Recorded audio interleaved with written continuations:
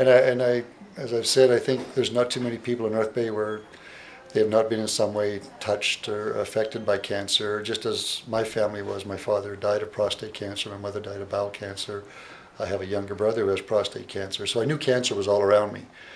And you go about your day-to-day business and deal with it. But until somebody tells you personally that you have that C word, whatever kind of cancer it is, I don't think you really appreciate the mental side of cancer. And that's what I learned as a physician. Again, thinking that I knew everything about a patient, not just about their disease, but what they would feel and stuff when they went home. And after my diagnosis and treatment, I learned I knew nothing about what happens to a patient when they go home. I knew nothing about the loneliness of being told you have cancer, how isolated you feel, despite having family and friends around you. It's a very lonely disease, and the only word you hear is cancer. You don't hear the positive things, that there's treatment, you got it early. You just hear the word cancer and what that word means. Maybe sometimes from preconceived notions about cancer that you're going to die automatically, but and we know now that cancer can be treated, can be cured in many people. I don't think we'll ever find a cure for cancer itself, but I think through research and for things that the Canadian Cancer Society is doing, treatment is much more aggressive, but also benign, in that people aren't getting as sick as they used to be with cancer treatment. And there's more hope. And I just really learned as a physician that I think not just the physical part, but I have to learn to give my patients more hope after they have that diagnosis, that they're going to be fine, by talking to them and saying a couple of days later, did you hear what I said beside the word cancer? And most of them say, no, I didn't hear what you said. And I said, well, treatment and good results and good prognosis, they don't hear those things. And neither does their family. Their family is just devastated as well.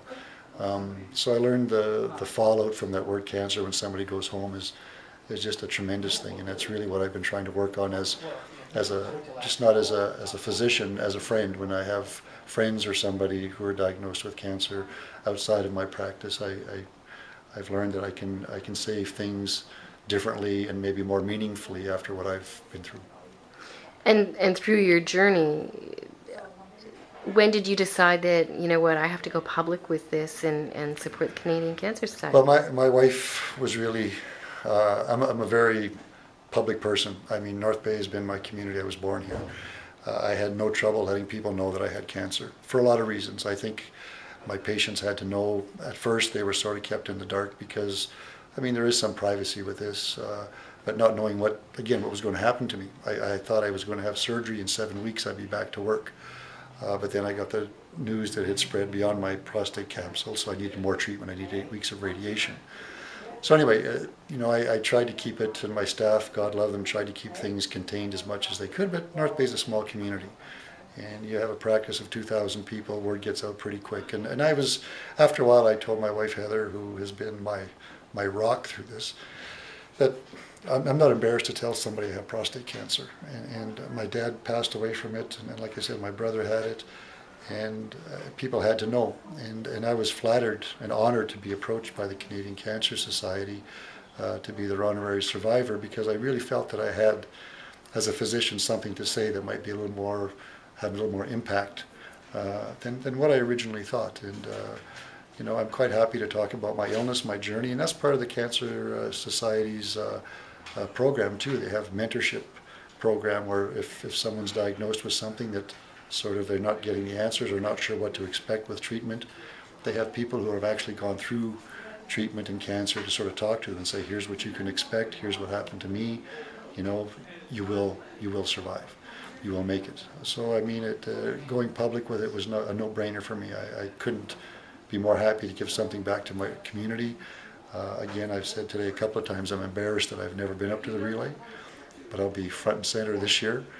My family's been up there doing it, and again, we always have excuses why, well, I can't do it, I can't do this, but I've learned that you have to make time.